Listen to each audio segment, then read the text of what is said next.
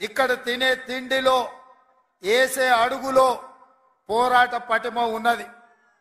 ఈ గడ్డ మీద మీ బిడ్డ కొమరం భీం జల్ జంగల్ జమీన్ అని చెప్పి ఆనాడు రాజ్యాలకు వ్యతిరేకంగా, అదే విధంగా రామ్జీ గోండు ఈ ప్రాంత గోండు బిడ్డ బ్రిటిషర్స్ కు వ్యతిరేకంగా, రజాకర్లకు వ్యతిరేకంగా కొమరం భీం ఆనాడు పౌరుషంతో పోరాడిను. ఈనాడు చరిత్ర పుటలలో పోరాటాల గురించి చర్చించాలి అంటే, పౌరుషం గురించి ప్రస్తావించాలి అంటే రామ్జీ గోండు కొమరం భీం గురించి ప్రస్తావించకుండా ఏ చరిత్ర మొదలు అవ్వదు అని చెప్పి నేను సగర్వంగా ఈ సందర్భంగా చెప్తున్న మిత్రులారా. అలాంటి పోరాట స్ఫూర్తిని తీసుకొని కేస్లాపూర్ గుడిలో దర్శనం చేసుకొని నాగోబా ఆశీర్వాదం తీసుకొని తప్పకుండా ఈ గడ్డ మీద ఇందిరమ్మ రాజ్యం తీసుకొచ్చి దళితులకు, గిరిజనులకు, ఆదివాసీలకు, బలహీన వర్గాలకు, మైనారిటీలకు వాళ్ళు మెచ్చే ప్రభుత్వం, వాళ్లను ఆర్థికంగా సంక్షేమ రంగంలో అభివృద్ధి ప్రాంతం వైపు నడిపించే ప్రభుత్వాన్ని ఏర్పాటు చేస్తామని చెప్పినాం. ఇవాళ ప్రభుత్వం ఏర్పడ్డది. ఆ ప్రభుత్వం ఏర్పడ్డది కాబట్టే మా ప్రభుత్వం మొట్టమొదటి అభివృద్ధి కార్యక్రమం ఆనాడు మాట ఇచ్చినాం. ఇదే ఇంద్రవెల్లి అమరవీరుల స్తూపం సాక్షిగా అభివృద్ధి కార్యక్రమాలను తీసుకొని ముందుకు వెళ్తాం. ఆదిలాబాదును దత్తత తీసుకుంటాం. తప్పకుండా ఈ ప్రాంతాన్ని, తప్పకుండా ఆదిలాబాదు ప్రాంతాన్ని, ఈ అడవ బిడ్డల ప్రాంతాన్ని, ఈ అమాయకుల ప్రాంతాన్ని, ఈ ఆదివాసీల ప్రాంతాన్ని అభివృద్ధి పదం వైపు నడిపించే బాధ్యత ఇందిరమ్మ రాజ్యం తీసుకుంటదని ఆనాడు ప్రతిజ్ఞ చేసినాం. ఈనాడు అభివృద్ధి కార్యక్రమాలలో భాగంగా గూడాలకు రోడ్లు, గూడాలకు తాగడానికి నీళ్లు, నాగోబా గుడి అభివృద్ధి కోసం, అదే విధంగా ట్రైకార్ నేతృత్వంలో ఈ విద్యార్థుల చదువుల కోసం ఈ ప్రాంతంలో మనము అభివృద్ధి కార్యక్రమాలను ప్రారంభించినాం. మిత్రులారా, ఆయల్ల నేను చెప్పిన ఇంద్రవెల్లి పర్యటన ఉందన్నప్పుడు కాంగ్రెస్ పార్టీ వాళ్ళే 1981లో ఈ ఆదివాసీ బిడ్డలను పొట్టన పెట్టుకున్నారు. ఏ ముఖం పెట్టుకొని కాంగ్రెస్ నాయకులు ఇంద్రవెల్లి దర్శించుకుంటారని కొంతమంది సన్నాసులు ప్రశ్నించారు. ఆనాడు నేను ఇదే గడ్డ మీద నుంచి క్షమాపణ చెప్పిన. ఉమ్మడి రాష్ట్రంలో సమైక్య పాలనలో సీమాంధ్ర పాలకులు తెలంగాణ బిడ్డలను, ఆదివాసీ బిడ్డలను, అడవి బిడ్డలను తుపాకీ తూటాలతో నేలకు వరుగుతుంటే, వాళ్ళ రక్తం చిందుతుంటే నిస్సహాయులమై సమైక్య పాలనలో చేతులు కట్టుకొని కూర్చున్నారు కొందరు. అది జరిగింది తప్పు. తప్పు జరిగినందుకు మన్నించండి. మా ఇందిరమ్మ రాజ్యంలో ఆదివాసీ బిడ్డలను ఆదుకుంటాం.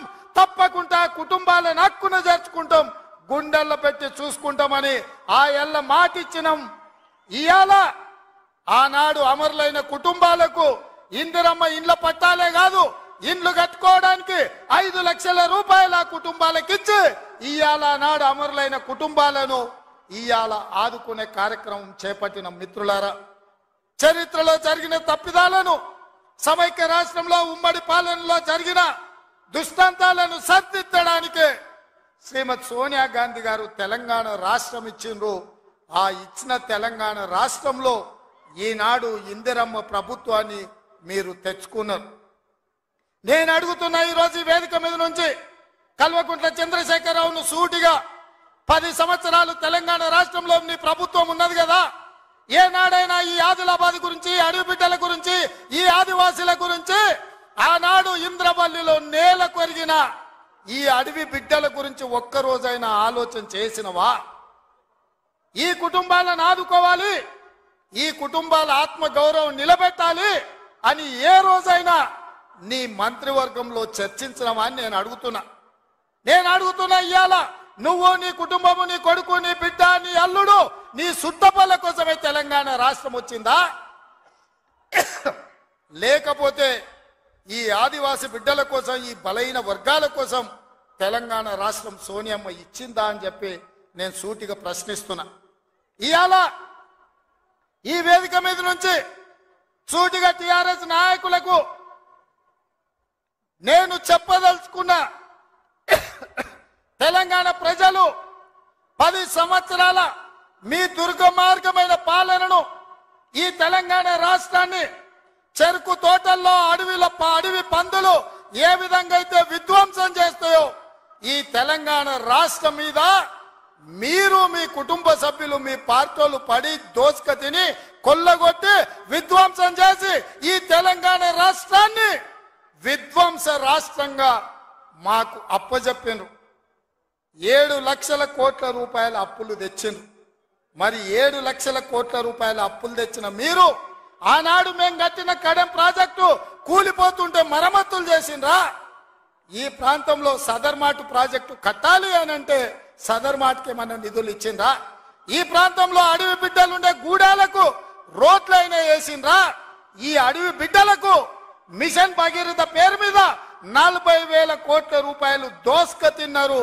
తాగడానికి మంచినీళ్ళు ఇచ్చిండ్రా?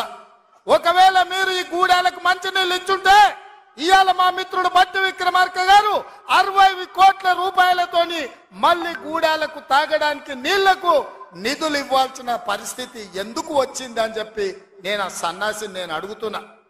నిజంగా నేను అభివృద్ధి చేస్తే నాగోబా గుడికి 7 కోట్ల రూపాయలతోటి ఈ రోజు మేము కార్యక్రమాలు తీసుకోవాల్సిన పరిస్థితి ఉంటుండేనా?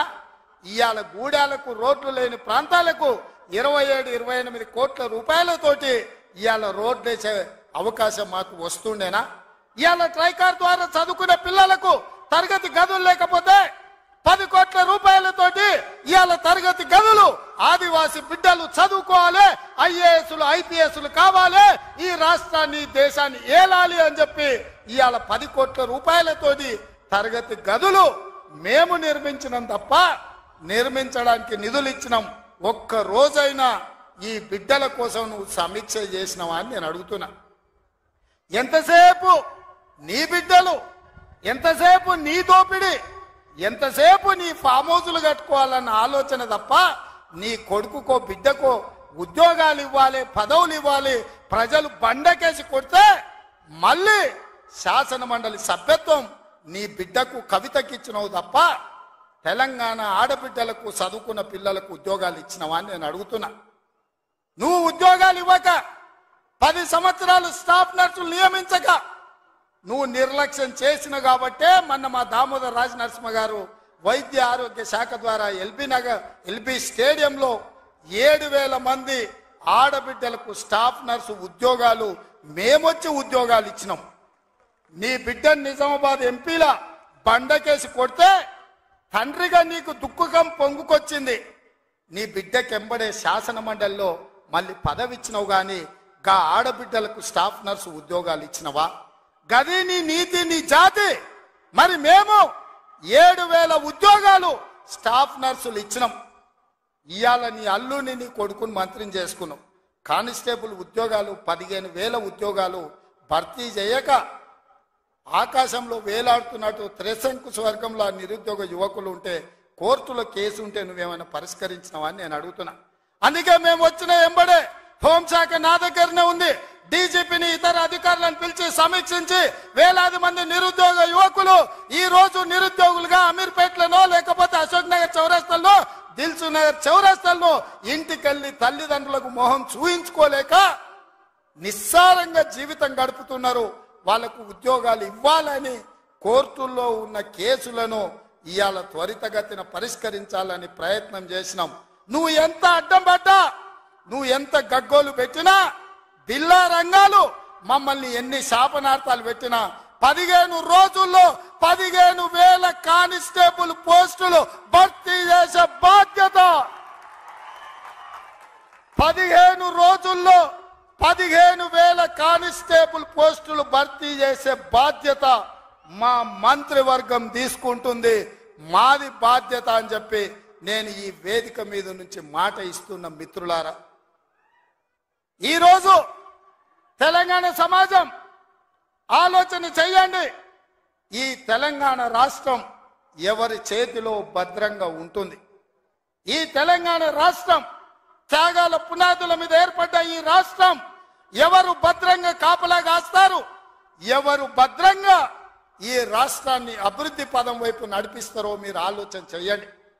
మేము వచ్చే 60 రోజులు కానే లేదు, 2 నెలలు ఇంకా పూర్తి కాలే. 7 తారీఖు వస్తే 2 నెలలు, 7 తారీఖు ఇంకా 5 రోజులు తక్కువనే ఉంది. అప్పుడే 6 గ్యారెంటీలు అమలు చేయలేదంటాడు సన్నాసుడు. ఆయనతోని శాత కాదు ఎట్లా చేయడంటాడు. పిల్లి శాపనార్థాలకు ఉట్టి దిగిపడుతుందా? ఇలా పొంకనాలు కాకపోతే 10 ఏళ్లలో మీరు ఏనాడైనా పేదవాళ్ళ ఇంటికి 200 యూనిట్లు ఉచిత కరెంట్ ఇవ్వాలన్న ఆలోచన చేసినవా? పేదవాడు ఆత్మగౌరవంతో బ్రతకాలి అంటే ఇందిరమ్మ ఇండ్లు ఇవ్వాలన్న ఆలోచన ఏనాడైనా చేసినవా? ఆరోగ్యశ్రీ పథకాన్ని నిర్వీర్యం చేసినావు. 10 లక్షల రూపాయలు వాళ్ళకి ఇన్సూరెన్స్ ఇవ్వాలన్న ఆలోచన ఏనాడైనా చేసినవా? ఇవాళ అందుకే ఆడబిడ్డల్ని ఆదుకోవడానికి 500 రూపాయలకు సిలిండర్ ఇచ్చి ఆడబిడ్డల్ని ఆదుకోవాలి, కట్టెలపై కష్టాల నుంచి వాళ్ళని కాపాడాలి అని తొందరలోనే మా ఆడబిడ్డల కోసం 500 రూపాయలకి ఇంటింటికి సిలిండర్ ఇచ్చే బాధ్యత మా మంత్రివర్గం తీసుకున్నది.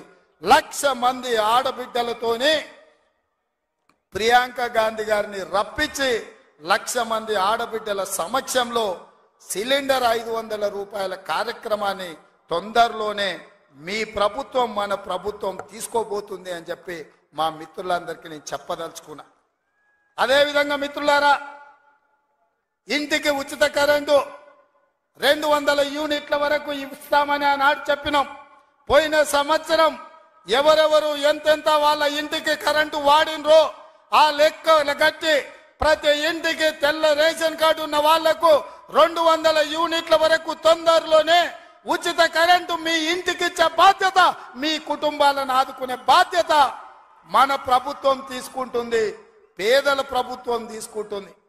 ఆ ఎల్లా ప్రగతి భవన్ అనే పేరు మీద పెద్ద గడిని నిర్మించుకొని కష్టాలు చెప్పాలి అని గద్దరన్న పోతే ఎర్రటెండకు మిట్ట మధ్యాహ్నం 3 గంటలు నీ గేటు దగ్గర నించోబెట్టినావు కదా కేసీఆర్. ఈ పాపం ఊరికెపోతుందా అని నేను అడుగుతున్నా.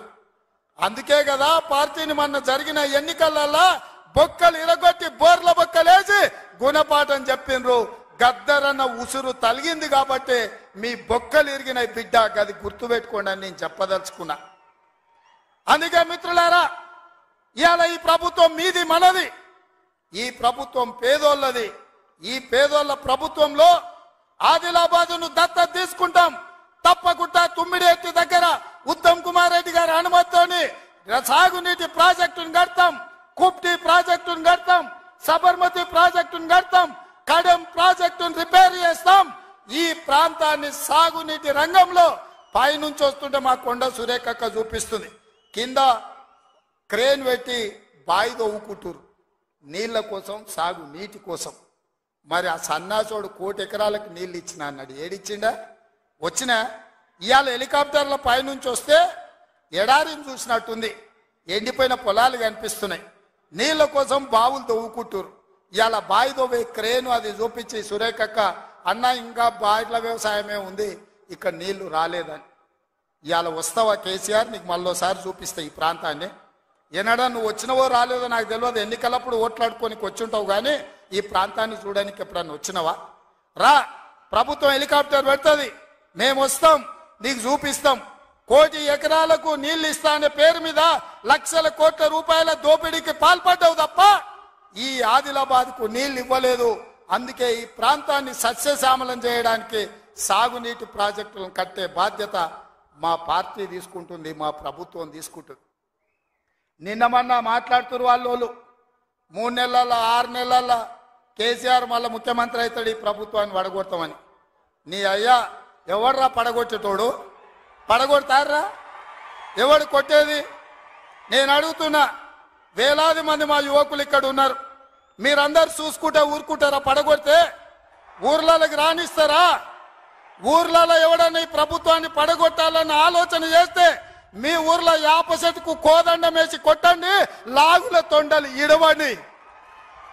ఇది ప్రజలు ఎన్నుకున్న ప్రభుత్వం, ప్రజలు ఆశీర్వదించిన ప్రభుత్వం, ప్రజల కోసం పనిచేస్తున్న ప్రభుత్వం. ఇది ప్రజా ప్రభుత్వం. ఆడ అనుకుంటుండు 1,00,000 కోట్లు పెట్టి కట్టిన కాళేశ్వరం కూలినట్టు ఈ ప్రభుత్వం కూలుతుందని. నీ అయ్యా నువ్వు దోపిడీకి పాల్పడ్డావు కాబట్టి ఆ కాళేశ్వరం గాలి వస్తే కొట్టుకుపోయింది. ఈ ప్రభుత్వం గాలి కాదు కదా, నీ ఖాందాన్ మొత్తం వచ్చినా బోర్ల బొక్కలు పండబెట్టి తొక్కుతాం. ఎవడని ప్రభుత్వం పడుతుందనో 6 నెలలకో 3 నెలలకో కేసీఆర్ ముఖ్యమంత్రి అవుతాడని చెప్పిండంటే మూతి పండ్లు రాలుతాయని నేను చెప్పదలుచుకున్నా. గా మన చూసిన నిత్యానంద స్వామి అని ఒక ఆయన ఉన్నాడు, తెలుసు కదా మీకు అందరికీ. ఆయన ఇక్కడక్కడైతే లాభం లేదని పోయి ఎన్నో దీవి కొనుక్కొని దానికి రాజు అని ప్రకటించుకున్నాడు. ఇక కేసీఆర్ సంపాదించిన అక్రమ సంపాదన ఉంటే పోయి ఏమన్నా అడవిలో పోయి ఎక్కడన్నా పోయి దీవులలో పోయి దీవి కొనుక్కొని దానికి రాజు అని ప్రకటించుకోవాల్సిందే, లేకపోతే ఆయన ఫామ్ హౌస్కి ఆయన ముఖ్యమంత్రి కావాల్సిందే తప్ప ఈ తెలంగాణ రాష్ట్రానికి మళ్ళీ జన్మలో ముఖ్యమంత్రి కాదు కదా, మంత్రి పదవి కూడా కేసీఆర్కు రాదని నేను చెప్పదలుచుకున్నా. నువ్వు చేసిన పాపాలకు నువ్వు పాపాల భైరవుడివి. ఈ నిరుద్యోగ యువకులను, ఉద్యమకారులను, అమరవీరుల కుటుంబాలను, రైతులను, దళితులను, గిరిజనులను, మైనారిటీలను, మహిళలను నిలువు దోపిడీ చేసి నిలువున ముంచిన నువ్వు, నీకు సిగ్గన్న ఉందా మళ్ళీ పదవి కావాలని అడగడానికి? నీకు కొంచెమైనా రోషం ఉన్నదా అని నేను అడుగుతున్నా. ఆయన మాట్లాడుతున్నాడు 6 నుంచి 8 పార్లమెంట్లు వస్తాయి. ఏంటికి వస్తే మళ్ళీ 6 or 8 ఇస్తే మోడీకి అమ్ముకుందామనా? మొదటిసారి 12 ఇస్తే మోడీకే అమ్మినావు, రెండోసారి 9 ఇస్తే తీసుకుపోయి మోడీకే అమ్మినావు. మారు బేరగాలి కాక ఈడ ఎంపీలు కొనాలి, ఈడ ఎంపీలు గెలవాలి, ఢిల్లీకి వెళ్ళి మోడీకి అమ్ముకోవాలి. దీనికోసమేనా నీకేసేది? నేను ఇవాళ సూటిగా కేసీఆర్ని అడుగుతున్నా. ఈ దేశంలో ఉన్నాయి 2, ఒకటి ఎన్డీఏ కూటమి, రెండోది ఇండియా కూటమి. ఎన్డీఏ కూటమికి మోడీ ఉన్నాడు, ఇండియా కూటమికి మేమున్నాం. మా దాంట్లోకి రానీయము, మా నీడ కూడా తాకనీయం. ఆ ఇంటి మీద పిట్ట ఈ ఇంటి మీద కాలిస్తే కాల్చి అవతలేస్తాం. నువ్వు ఎట్లకెళ్ళి అవుతావా? మరి నేను అడుగుతున్నా, ఎట్లకెళ్ళి అవుతావు? 1, 2 ఏదైనా గెలిస్తే ఢిల్లీలో తాకట్టు పెట్టి మోడీ దగ్గర గులాంగిరి చేయిస్తాడు ఆయన. అందుకే మిత్రులారా ఆలోచన చేయండి. ఇవాళ ఈ రాష్ట్రంలో, ఈ దేశంలో పేద ప్రజల ప్రభుత్వం ఏర్పడాలి అంటే 10 ఏళ్ళు ప్రధానమంత్రిగా ఉన్న నరేంద్ర మోడీ ప్రతి పేదవాడి ఖాతాలో 15 లక్షల రూపాయలు వేస్తా అన్నాడు. ప్రతి పేదవాడికి ఇల్లు కట్టిస్తా అన్నాడు. ప్రతి సంవత్సరం 2 కోట్ల ఉద్యోగాలు ఇస్తా అన్నాడు. రైతుల ఆదాయం 2 చేస్తా అన్నాడు. ఎవరి ఖాతాలన్న మోడీ 15 లక్షలు వేసిండా మిత్రులారా? వేసిండా? మీకేమన్నా ఇల్లు కట్టించిండా? మీకు ఉద్యోగాలు ఇచ్చిండా? మన ప్రాంతానికి ఎప్పుడన్నా వచ్చిండా? పోనీ మీ ప్రాంతంలో ఆదివాసీ బిడ్డ స్వయం బాబురావుని ఎంపీ గెలిపించిండు, మంత్రి పదవిని ఇచ్చిండా? మరి ఏమి ఇయ్యనప్పుడు ఈ ప్రాంతంలో మోడీకి ఓటెందుకు వేయాలని నేను అడుగుతున్నా. మీరు ఆలోచన చేయండి.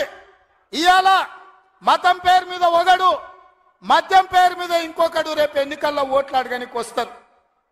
ఇవాళ మతం ఒక రకం మత్తు అయితే మద్యం ఇంకొక రకం మత్తు. మోడీ కేడీ ఇద్దరు ఒక్కటయ్యి కాంగ్రెస్ను అడ్డుకోవాలని చూస్తున్నారు. అందుకే మిత్రులారా, ఆదిలాబాద్ను దత్తత తీసుకునే బాధ్యత మాది, మా ప్రభుత్వంది.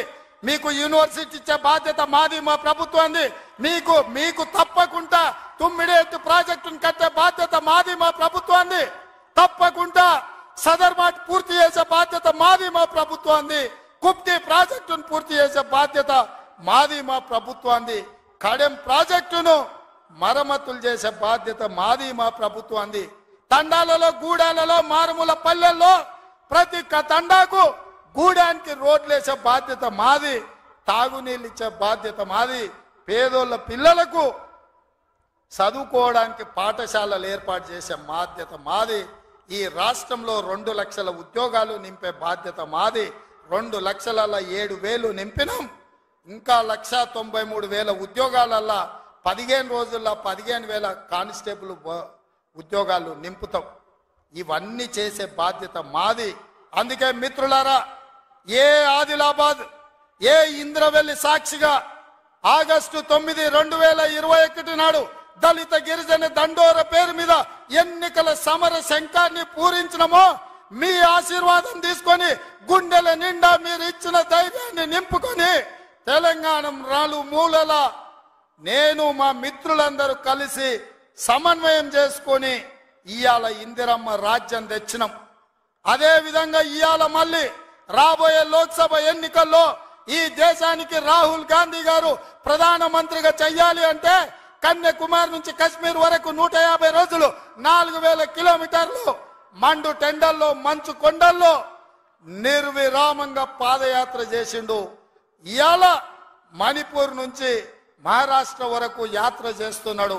అలాంటి త్యాగం చేసే నాయకుడు, వాళ్ళ నాయనమ్మ ఈ దేశం కోసం ప్రాణం ఇచ్చింది, వాళ్ళ నాయన ఈ దేశం కోసం ప్రాణాలు ఇచ్చాడు, వాళ్ళ అమ్మ ఈ దేశం కోసం పదవి త్యాగం చేసింది. అలాంటి గొప్ప నాయకుడు ఇందిరమ్మ మనవడు ఈ దేశానికి ప్రధానమంత్రి కావాలి, రాహుల్ గాంధీ ప్రధానమంత్రి కావాలి అంటే ఆదిలాబాద్ గడ్డ మీద కాంగ్రెస్ జెండా ఎగరాలి. మీరందరు సిద్ధం కదా? ఆదిలాబాద్ లో ఎంపీ గెలిపిస్తారు కదా? మీరందరు సిద్ధమేనా?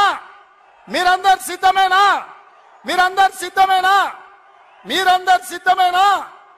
జై కాంగ్రెస్. ఫామ్ హౌస్లు ఉన్న కేసీఆర్ గుండెలు అదరాలి మిత్రులారా.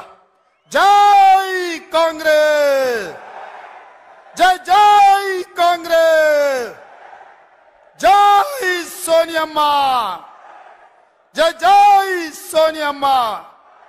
ధన్యవాదాలు మిత్రులారా.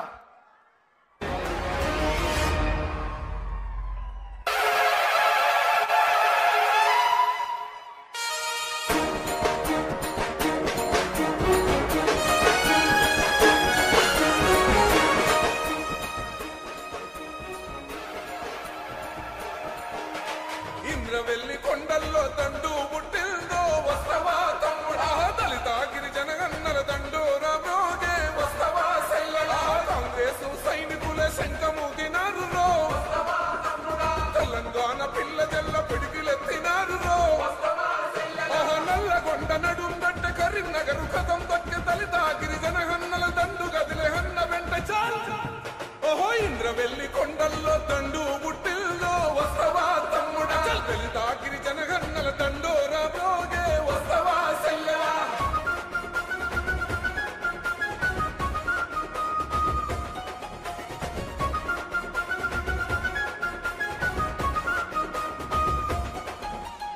ఆనాడే దళితులకు దాపుగా నిలిచింది కాంగ్రెస్ పార్టీ, గిరిజనుల తండల్లో వెలుగులు నింపింది కాంగ్రెస్ పార్టీ, రిజర్వేషన్లు తెచ్చి రాతలు మార్చింది కాంగ్రెస్ పార్టీ, భూస్వాముల నుండి గుంజి భూములు పంచింది కాంగ్రెస్ పార్టీ, ఆనాడే ఇందిరమ్మ కూడు పెట్టె కూడు గట్ట రాజ్యం వచ్చి ఎడెళ్ళైన ఈ పాలకులేమి పడితే, ఓహో అంబేద్కర్ కుమరం భీము